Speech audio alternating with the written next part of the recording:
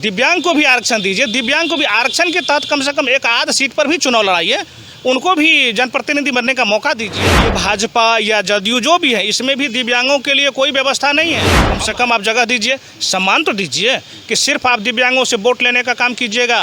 Vote ले लिए और लॉलीपॉप दे रहे हैं, हम आपके लिए इतना पेंशन कर रहे हैं, हम आपके लिए इतना ये कर रहे हैं, लेकिन कहाँ कुछ हो रहा है? धरातल पर तो कुछ देखने को नहीं मिल रहा है। पिछड़ा को, अति पिछड़ा को, सामान्य को, महिला को आरक्षण दिए हैं, उसी तरह से हम तमाम दिव्यांगजनों को भी लोक प्रतिनिधित्व अधिनियम कानून के तहत चुनाव लड़ने के लिए आरक्षण व अधिकार दिया। मेरे जैसे अन्य हजारों लाखों की संख्या में दिव्यांग हैं, उनकी आवाज़ को सरकार तक पहुंचाने के लिए एक दिव्यांग जनप्रतिनिधि होना अति आवश्यक है। 5% के तहत मान ली 243 में 5 से आप भाग दे दीजिए, हाँ 12-13 विधायक होनी चाहिए, एक भी विधायक नहीं है।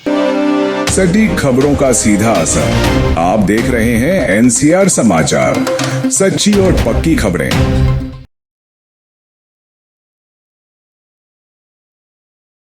नमस्कार, मेरा नाम है ऋषु सिंह। आप देखना शुरू कर दिए हैं एनसीआर समाचार। प्रेम हंस जी हैं जो कि सुपौल के पूर्व जिला पार्षद सदस्य हैं और विधायक की चुनाव लड़ चुके हैं। यानी कहने का इनका मतलब है कि अगर बिहार में हर एक संवैधानिक पद पर, चाहे महिला प्रकोष्ठ हो, चाहे कोई प्रकोष्ठ हो, सरकार यानी राज्य सरकार हो चाहे केंद्र सरकार, उसमें आरक्षण रखी है। यह कहना यह है कि विकलांग प्रकोष्ठ बनाया जाए और संवैधानिक पद पर चुनाव लड़ने के लिए उनका मतलब सर्टिफाई किया जाए। तो आइए हम इनसे बात करते हैं। सबसे पहले मेरे चैनल पर आपका स्वागत है। धन्यवाद। आपने एक बहुत बड़ी मांग की है कि जैसे पूरे राज्य में चाहे पूरे देश में महिलाओं का आरक्षण, चाहे जाति का आरक्षण को लेकर रखा गया चुनाव लड़ने के लिए।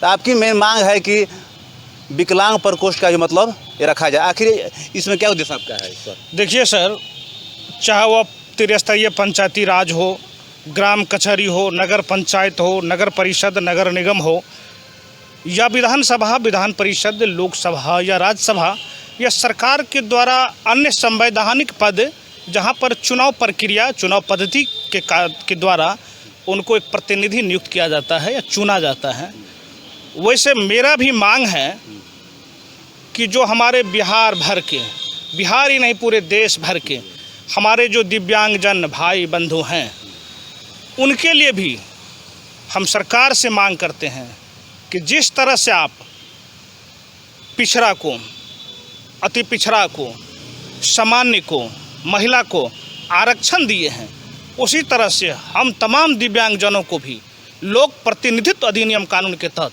चुनाव लड़ने के लिए आरक्षण व अधिकार दीजिए। ये हम सरकार से मांग करते हैं। तो क्या लग रहा है बिहार में 243 विधानसभा क्षेत्र हैं? मालूम है आपको अच्छा से? तो कहने का मतलब यह स्पष्ट है कि बिहार में 243 में कोई भी विकलांग प्रकोष्ठ से विधायक है अभी तक बिहार में? कोई जी नहीं। आप 243 विधायक हैं पूरे बिहार विधानमंडल में। आप देख लीजिए, अगर विकलांगों को 5% का आरक्षण दिया गया है तो 5% के तहत मान ली 243 में 5 से आप भाग दे दीजिए, हाँ 12-13 विधायक होनी चाहिए, एक भी विधायक नहीं है जो हम जैसे दिव्यांगों के लिए या अन्य मेरे जैसे अन्य हजारों लाखों की संख्या में दिव्यांग हैं, उनकी आवाज़ को सरकार तक पहुंचाने के लिए एक दिव्यांग जनप्रतिनिधि होना अति आवश्यक है। तो आखिर ये बात को सरकार क्यों नहीं सुन रही? आपकी बात को सरकार को देखिए, वैसे भी हम भारतीय जनता पार्टी के कार्यकर्ता हैं। हमने इस संदर्भ में बिहार के माननीय उप मुख्यमंत्री आदरणीय श्री सम्राट चौधरी जी से भी आग्रह किया और मिलकर आवेदन दिया है। बिहार के उप मुख्यमंत्री आदरणीय श्री विजय कुमार सिन्हा जी से भी मिलकर के हमने आवेदन दिया है। बिहार प्रदेश अध्यक्ष आदरणीय श्री दिलीप जायसवाल जी को भी हमने मिल करके आवेदन समर्पित किया है और दिलीप जायसवाल जी ने मुख्यमंत्री के नाम से वो लेटर पर अनुशंसा करके भेजे हैं। आज तक कोई भी ऐसा ये प्रस्ताव पारित नहीं हुआ है और न तो आज तक हमको कोई इसकी सूचना पत्राचार के माध्यम से भी मिला है। दिलीप जायसवाल बीजेपी के प्रदेश अध्यक्ष हैं, तो उनसे आप बोले कि 5% भी है, तो 5% में कम से कम 5-6 विधायक हैं क्यों नहीं? आगे उनको सीट क्यों नहीं दिया जाता है? मतलब सीट के बाद उनको आरक्षण क्यों नहीं दिया जाता सीट पर? हमने माननीय दिलीप जायसवाल जी से बोले भी हैं, कहे भी हैं, वो आश्वासन दिए कि हम दिव्यांग आयोग का गठन करवा रहे हैं। आप देख लीजिए, ये राष्ट्रीय जनता दल है, उसमें भी दिव्यांग प्रकोष्ठ हैं, उसमें भी दिव्यांगों के लिए अलग व्यवस्था है।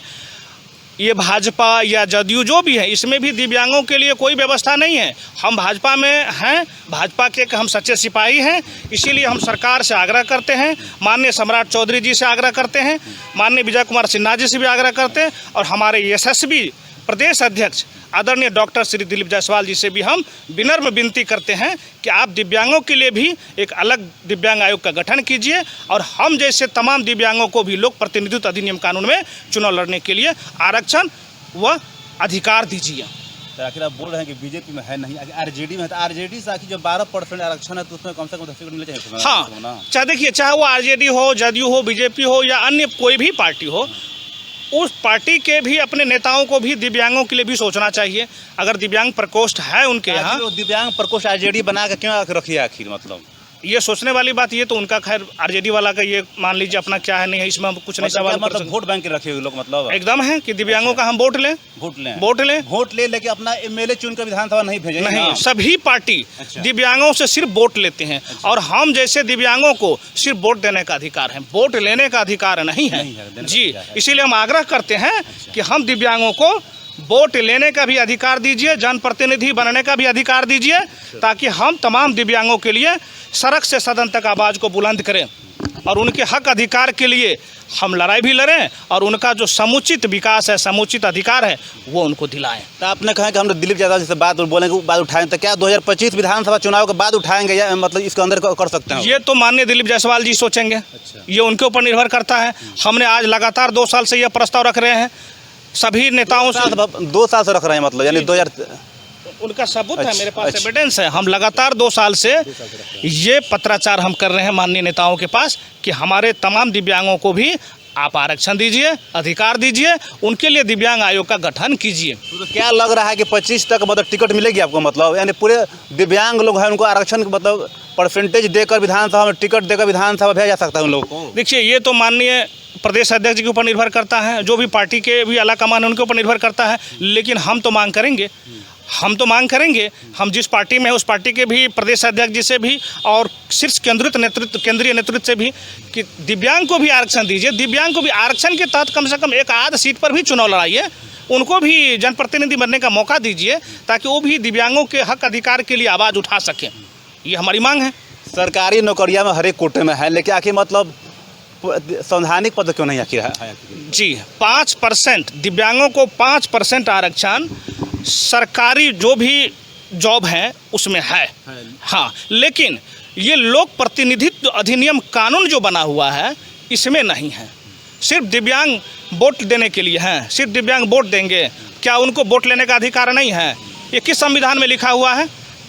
आप सरकार माने मौजूदा सरकार एनडीए की सरकार है, आप बीजेपी के नेता आप हैं, तो क्या सरकार पर निशाना साधा है अपना, मतलब ना? देखिए, अपने अधिकार के लिए हम सरकार से आग्रह करते हैं जी। मतलब अपने अधिकार के लिए कि पूरे दिव्यांगजन का अधिकार के लिए? हम दिव्यांगजन है ना। अच्छा। हम दिव्यांगजन है ना। अच्छा। हम बिहार के ही नहीं, समस्त भारतवर्ष के दिव्यांगजनों के लिए हम ये अधिकार के लिए प्रस्ताव रखते हैं और मांग करते हैं, और संभव हो सकेगा तो यह लड़ाई हम सड़क से सदन तक भी करेंगे। हम जिस सरकार में भी है उस सरकार में भी अपने मांग के लिए हम प्रस्ताव रखे रहे हैं, और ऐसा संभावना हुआ तो हम धरना प्रदर्शन भी करेंगे। तो क्या लग रहा है ये 30 विधानसभा चुनाव से पहले ये काम हो सकता है आपका? लगभग मुझे तो विश्वास है। 25 आ गया अब तक, 30 विधानसभा चुनाव से पहले। मुझे तो विश्वास है। अच्छा। मुझे तो विश्वास है कि जिस तीव्र गति से हम ये प्रस्ताव रख रहे हैं, ये मेरे प्रस्ताव पर विचार किया जाएगा। अगर विचार करते हैं तो निश्चित तौर पर आने वाले अगले विधानसभा चुनाव हो या लोकसभा चुनाव हो या 2026 की त्रिस्तरीय पंचायती राज चुनाव हो, उसमें भी दिव्यांगों के लिए आरक्षण निर्धारित किया जाएगा। यानी लोकसभा, विधानसभा, पंचायती राज सब मतलब? हाँ, त्रिस्तरीय पंचायती राज, ग्राम कचहरी, नगर पंचायत, नगर निगम, नगर परिषद, प्रतिनिधित्व में A to Z बात करते हैं। हाँ बिल्कुल, तमाम संवैधानिक पदों पर। आज पिछड़ा राज्य आयोग है, उसमें भी दिव्यांगों को भी आरक्षण दीजिए। उसके बाद मान लीजिए समाज कल्याण बोर्ड में है, उसमें भी दिव्यांगों को भी आरक्षण दीजिए। महिला आयोग है, महिला में भी दिव्यांग, जो महिला दिव्यांग हैं उनको उसमें भी कम से कम आप जगह दीजिए, सम्मान तो दीजिए। कि सिर्फ आप दिव्यांगों से वोट लेने का काम कीजिएगा, वोट ले लिए और लॉलीपॉप दे रहे हैं, हम आपके लिए इतना पेंशन कर रहे हैं, हम आपके लिए इतना ये कर रहे हैं, लेकिन कहाँ कुछ हो रहा है? धरातल पर तो कुछ देखने को नहीं मिल रहा है। अच्छा, क्या लग रहा है 2025 बिहार विधानसभा चुनाव में तेजस्वी जी साफ बोल रहे हैं कि अब की बार मेरी सरकार आ रही है? देखिए, वो तो बोलने के लिए कोई भी बोल सकते हैं। अब तेजस्वी जी बोल रहे हैं तो इस पर तो हम कुछ नहीं कह सकते हैं। हम तो पहले ही बता दिए कि हम भाजपा के कार्यकर्ता हैं। हम तो कहबे करेंगे कि हमारे एनडीए की सरकार होगी।